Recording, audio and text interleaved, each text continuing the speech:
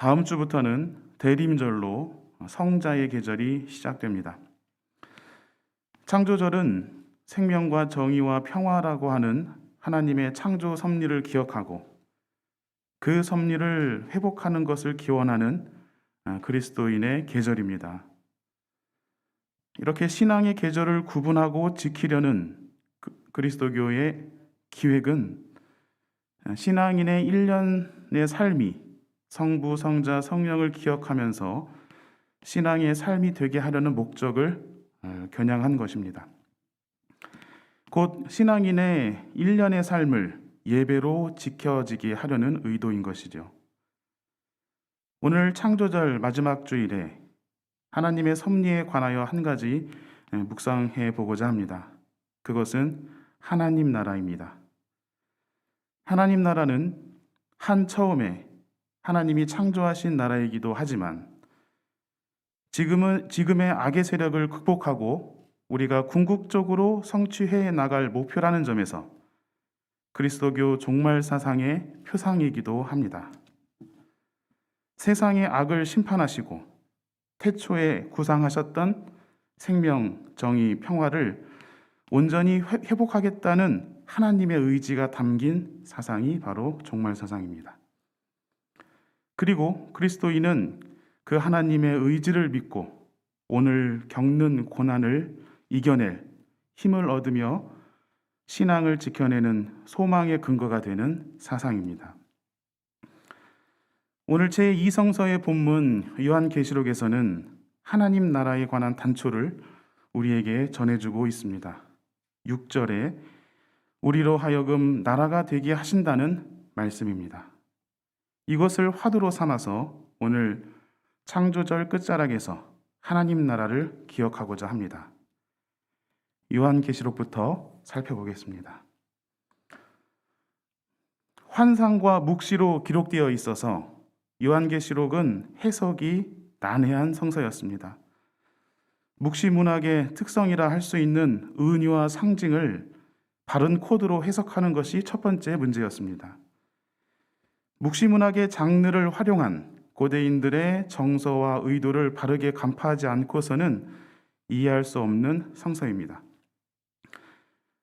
이러한 노력을 기울이지 않고 개인의 개인적인 계시 능력으로 해결하려는 잘못된 해석들이 난무했던 성서가 요한계시록입니다.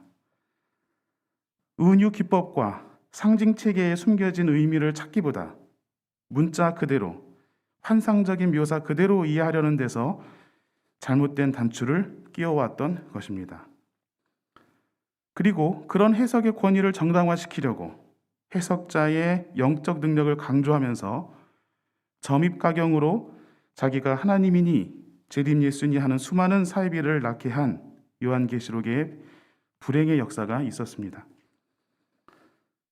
고대 문학에 대한 이해와 성서의 삶의 자리에 대한 연구가 축적되면서 요한계시록을 대하는 기본 관점이 정립되었습니다.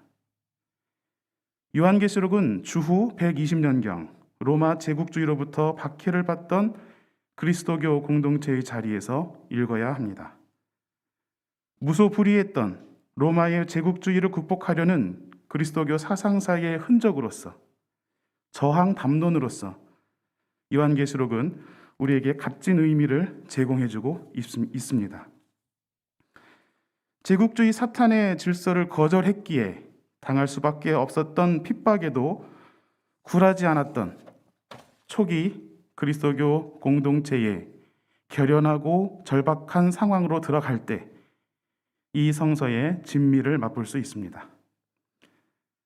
신락 같은 희망을 지켜내기 위해 박해라는 무거운 현실을 초국하고자 초현실적인 문학 장르인 묵시문학을 선택했다는 점도 그때의 절박함을 이해하는 일에 도움이 됩니다. 성서학자들은 그리스도교 경전으로서 지니는 요한계시록의 의미 세 가지를 규명해주고 있습니다. 요한계시록은 첫째, 제1성서의 예언자 전통을 완전하게 계승하고 있으며 둘째, 고난당하는 어린 양으로 묘사되고 있는 예수 그리스도 사상에 투철하며 셋째, 바울 서신과 같이 그리스도교 초기 교회들에 전하며 그리스도교 공동체가 건실하게 바로 서도록 가르치는 사도적 전통에 기반하고 있다는 점입니다. 이러한 규명은 오늘날 우리로 하여금 어긋난 해석으로 빠지지 않도록 울타리가 되어줍니다. 예언자의 전통에 입각하여 그리스도의 십자가 신학 안에서 그리고 사도적 가르침인 공교회적 문서로 이 성서를 이해해야 한다는 조언입니다. 요한계시록은 당시 흩어져 있던 그리스도교 공동체의 사도 서신의 형태로 회람되면서 예언자 신앙을 공유하고 십자가 고난 너머에 약속된 부활, 곧 새 하늘과 새 땅의 약속을 확신하는 그러한 문서로 읽혀졌습니다. 뿐만 아니라 이 성서는 공동체가 드리는 예배 예전문으로서도 활용되었는데, 오늘 읽은 본문 말씀은 예배 초반에 초대사와 하나님께 드리는 공동체의 고백문입니다. 우리 교회가 매주 예배 서두에 매기고 받는 형식으로 시편을 교독하고 이어서 영광송을 부르는 것과 같은 그런 고백의 예전문을 우리가 오늘 읽은 것입니다. 그리스도교 예배 전통에서 고백의 시간은 필수적인 순서입니다. 제1성서 성문서인 시편의 대부분이 고백의 예전문으로 노래되었던 것입니다. 이 같은 고백은 믿음을 전제로 합니다.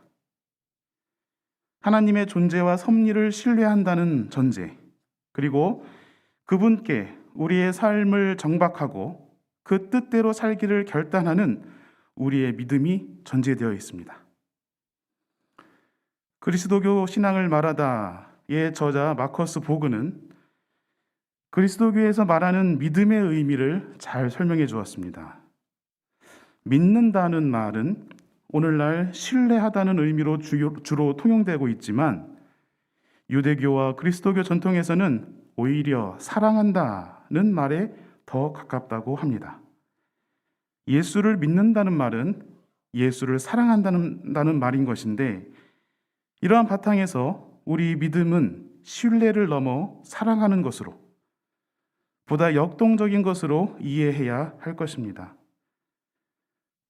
우리 교회가 신앙 고백송으로 부르는 이 땅의 향기로운 이웃은 우리 교회의 신경입니다. 이 신경의 라틴어 어원의 뜻은 내 마음을 준다라는 뜻이라고 합니다. 불교 용어로 귀의한다는 뜻과 상통한다고 생각합니다. 요지는 우리의 믿음이란 사랑의 행위이자 마음을 드리는 역동적인 고백이라는 점입니다. 그리스도교는 이러한 고백의 예전을 통해 우리가 신앙하는 분을 인정하고 드높이고 동시에 역동적인 신앙이 되기를 다져왔던 것입니다. 요한계시록의 고백의 예전에서 집중하고 싶은 대목은 앞서 말씀드린 대로 6절 말씀입니다. 우리로 하여금 나라가 되게 하시는 예수 그리스도를 믿는다는 고백입니다. 예수님은 우리로 하여금 하나님의 나라가 되게 하시는 분이며, 그 나라가 될 수 있도록 온 마음과 정성을 다해 사랑하겠다는 공동체의 고백이 여기 담겨져 있습니다. 어떻게 우리가 하나님 나라가 될 수 있을까요? 인간 존재가 어떻게 나라가 될 수 있을까요? 어떻게 가능하기에 예수님은 우리를 하나님 나라로 만드시는 분이라고 고백했을까요? 예수님의 공생의 첫 번째 하늘뜻 펴기는 하나님 나라가 가까이 왔다, 회개하고 복음을 믿어라 였습니다.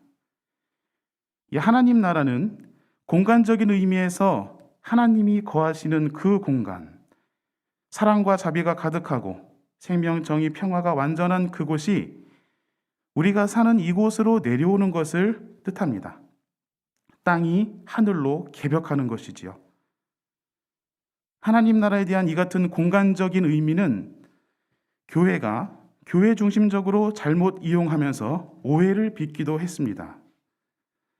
아직 하나님 나라가 도래하지 않은 지금의 시기에 공간적으로 교회가 하나님 나라를 대신한다고 믿었습니다.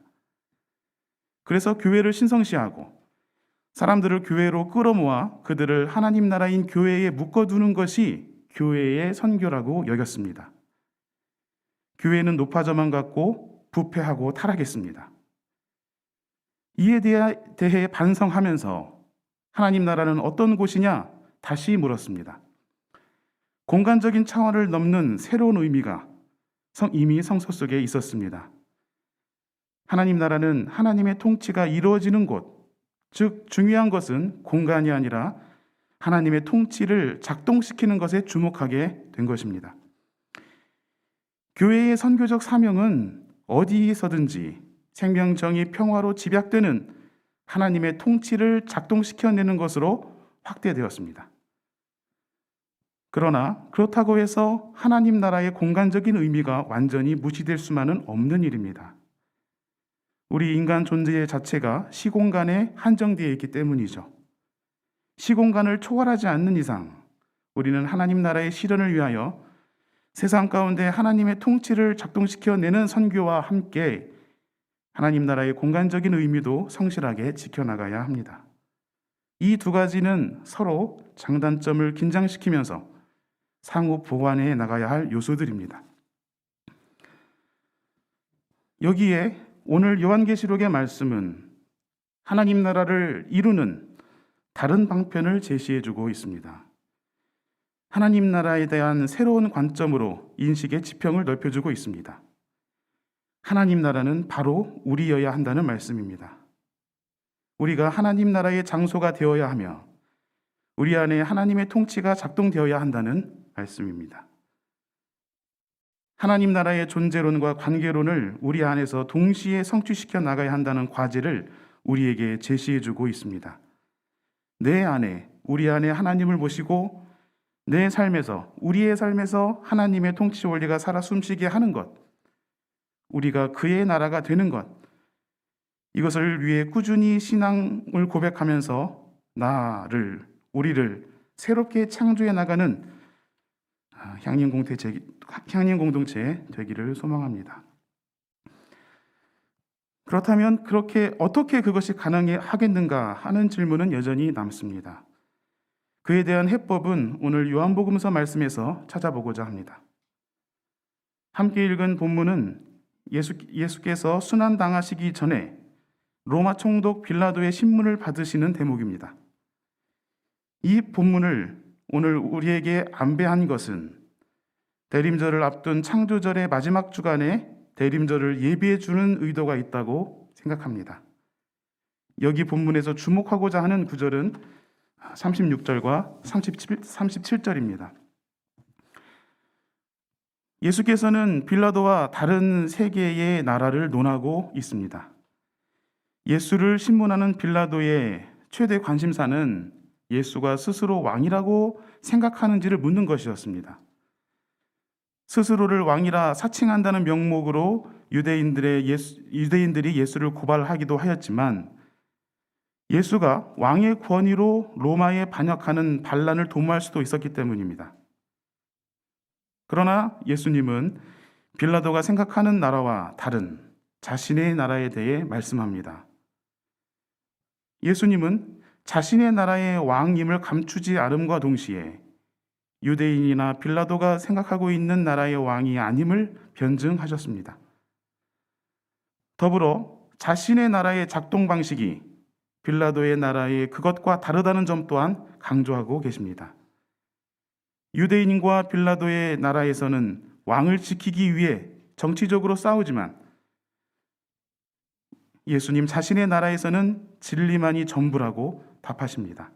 진리를 위해서라면 십자가 고난도 감내하는 것이 예수님의 나라의 방식이라고 강조한 것으로 여겨집니다. 십자가가 하나님 나라의 작동 원리라는 예수님의 말씀에 기대어서 우리가 하나님 나라가 될 수 있는 가능성 역시 십자가에서 찾아야 한다고 말씀드리고 싶습니다. 십자가는 우리로 하여금 그의 나라가 되게 하는 방편이 됩니다. 안병무 선생님에게 있어서 십자가는 민중의 절규가 들려오는 것이었습니다. 그리고 십자가를 바라보는 자신 안에서 민중의 절규가 공명할 때 그리스도인으로서 현존한다고 보았습니다. 십자가는 그리스도교의 상징이지요. 십자가로부터 그리스도의 음성을 들을 때 십자가는 비로소 신앙의 상징이 될 수 있습니다. 십자가를 단순히 기호나 표지로 걸어두는 것이 아니라 나에게 신앙의 도전을 안겨주는 상징이 될 수 있도록 십자가를 바라보며 깊이 묵상하는 시간도 할애하시기를 바랍니다. 우리 교회는 이미 광화문 시대에 들어섰습니다. 2023년 70주년을 앞두고 교회를 건축하고 있고 미래선교연구위원회에서 선교 과제를 연구하며 마음을 모으고 있습니다. 새 교회당이 하나님 나라를 상징하는 아름다운 공간이 되고 미래선교의 연구와 실천 가운데 하나님의 통치를 우리 모두가 경험할 수 있기를 위하여 모두 함께 조금 더 기도를 바랍니다. 우리에게 맡겨진 십자가와 향인의 신앙 고백을 더 깊이 묵상하고 또 더불어 서로 소통하면서 우리가 그의 나라가 되는 광화문 시대의 진입로가 되기를 소망합니다. 사무엘기 하의 말씀에는 참 아름다운 표현이 있습니다. 4절 햇살과 햇빛에 대한 묘사입니다. 다윗이 유언으로 남겼다고 하는 오늘 사무엘기 하 본문은 다윗의 유작이라기보다 많은 사람들이 잘 알고 있는 다윗을 끌어다가 하나님의 공의를 노래하는 후대의 저작일 가능성이 커 보입니다. 하나님을 두려워하며 공의로 다스리는 왕에 대해 칭송하는 내용을 마치 지혜시처럼 구성해 놓은 것이 돋보입니다. 여기에서 하나님을 두려워한다는 말은 공경과 신뢰로 가득 찬 관계로 하나님과 맺었다는 말이라고 합니다. 그러므로 하나님을 두려워하는 왕이란 하나님 나라가 된 신앙인이라고 볼 수 있겠습니다. 그런 사람은 햇살과 햇빛과 같다고 묘사하고 있습니다. 구름이 끼지 않은 아침에 떠오르는 맑은 아침 햇살, 비가 온 뒤에 땅에서 새싹을 돋게 하는 햇빛이라고 노래하고 있습니다. 우리가 그의 나라가 될 때 맑은 아침 햇살처럼 희망차고 새싹을 돋게 하는 햇빛처럼 생동이 넘치는 존재가 된다고 하니 가슴 떨림이 느껴집니다. 이 구절을 옮긴 시인의 감수성을 다 헤아리지 못하는 것만 같아서 저의 버킷리스트에 적어두고 나중에라도 맑은 아침 햇살과 새싹을 돋게 하는 햇빛을 직접 느껴봐야겠다는 생각을 하게 되었습니다. 향긴 공동체 안에서도 하나님 나라를 함께 체험하면서 햇살과 햇빛으로 은유된 시인의 감수성을 충만히 체험하는 경험을 앞으로 서로 나누게 될 날 진심으로 고대합니다. 잠시 침묵으로 기도합시다.